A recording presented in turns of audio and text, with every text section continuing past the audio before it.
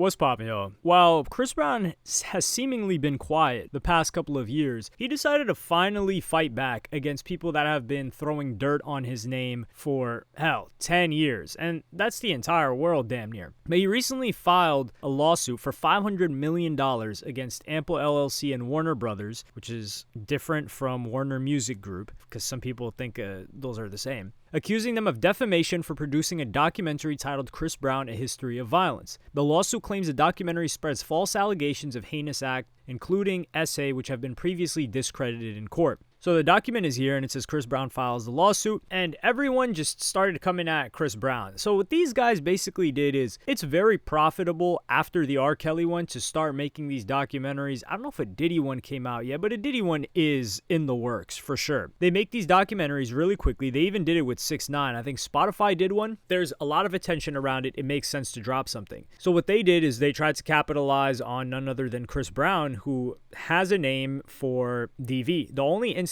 of DV we have ever seen Chris Brown engage in is with Rihanna. Now with Karrueche, some people have said, oh, he was like doing weird stuff, stalking and all that, like following her around. I think they're exaggerating what he did, but that's not DV, and that's nothing close to what happened with Rihanna. Regardless of getting into the details of why that happened, what led to that happening, how their relationship was before that, that's not the important part here. What's important is that since then, Chris Brown, even after, giving back, doing every single possible thing you could possibly do to make it right, people still decided to not even read the caption of the tweets that were putting out this lawsuit and say, oh, he's going to sue somebody for something he actually did. No, dummy. He's suing because there was a civil case that was brought against him about some girl that was saying that he essayed her. So that got dropped, and they're using that in the lawsuit, or not in the lawsuit. They're using that in the documentary. And they're using it to further perpetuate this narrative that Chris Brown is just a violent individual. Because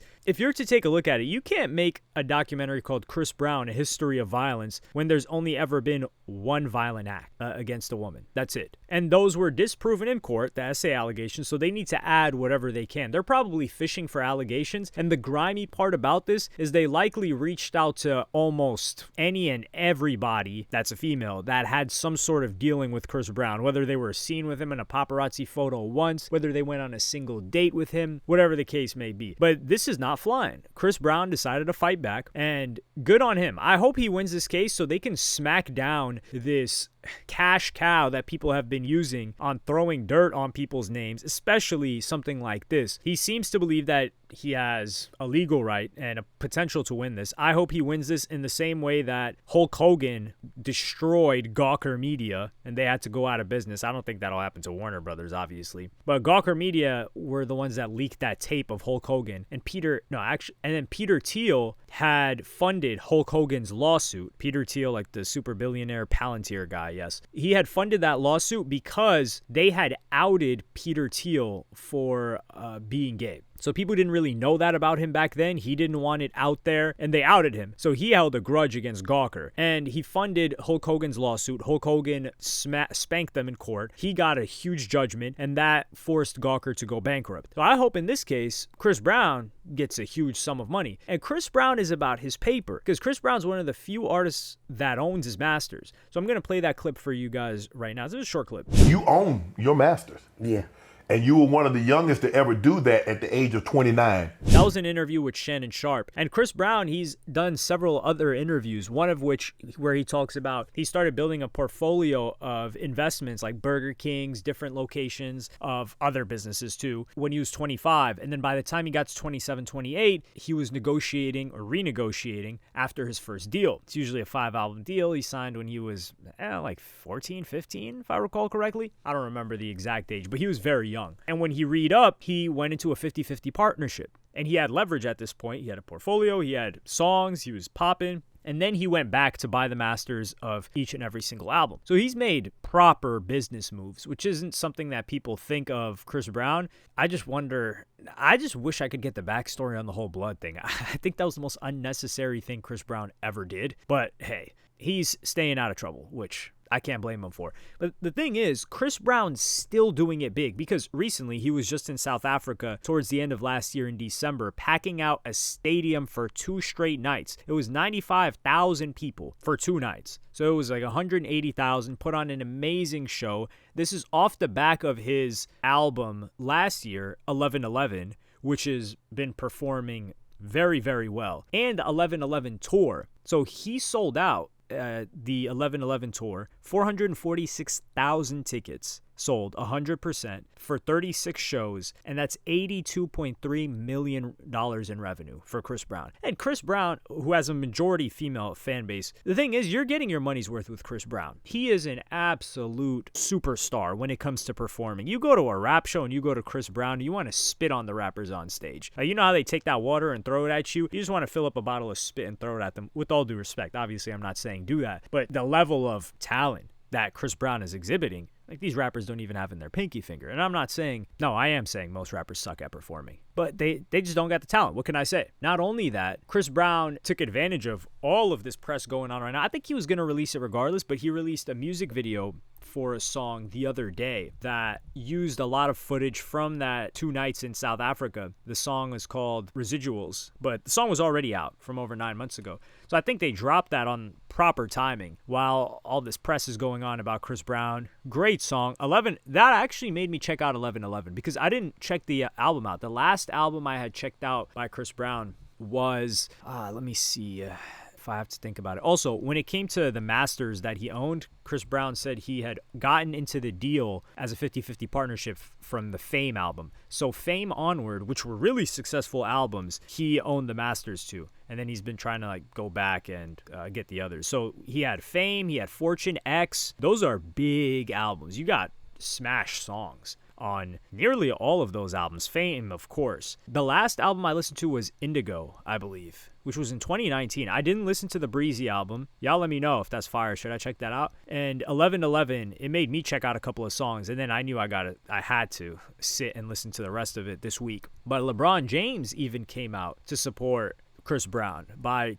quoting a tweet that played his music video for Residuals, the song that had just came out, and giving him his flowers, which is a big look. So a lot of people are coming out in support of Chris Brown, and I think it's great. Chris Brown, he's a guy that has not had many problems with people, for people that just leave him alone. The guy tries to stay out the way, out the cut. He's just dropping music. That's all Chris Brown is doing. Dropping music, giving crazy performances. We never hear his fans complaining. We don't hear Chris Brown showed up late to the show.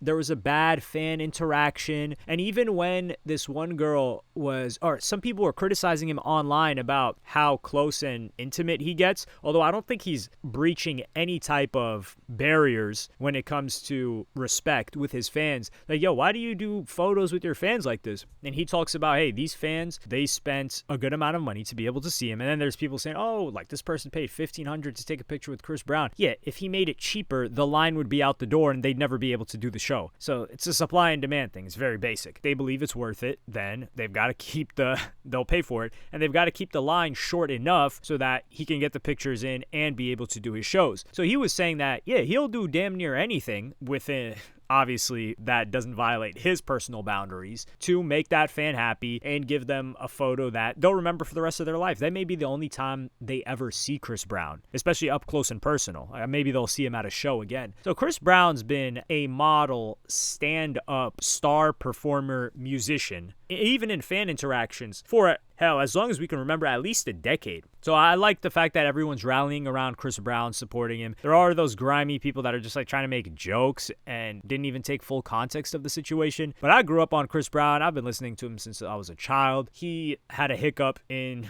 his career. He faced a lot of scrutiny. Not many people could have come back from that, and he has come back from that. And I'm actually really excited to check out this 1111 album. I want to hear some of your thoughts in the comments. This got me checking it out, and I don't keep up with Chris Brown music. It's a little bit difficult. Like, he has songs abroad. Chris Brown is going crazy. I mean, dude, 95,000 is insane. He's a very international artist, because even if you take a look at Chris Brown's numbers on Spotify, you just look at his profile, the US isn't even the top 5 cities. Yes, I know US isn't a city. I'm saying there is no US city in the top 5 cities that he's most listened to. Now you got Sao Paulo, Brazil, London, which is in the UK, Sydney, Australia, Jakarta, Indonesia, Philippines, who knows what else if you go down the list. So this guy's an international superstar, and we need to appreciate him more at home. But let me know what you guys think in the comments. I hope Chris Brown spanks this fools in court and gets every dollar that he deserves. Like, subscribe, and hit the notification bell if you enjoyed. Follow me on Twitter and Instagram. Thank you for watching. Peace.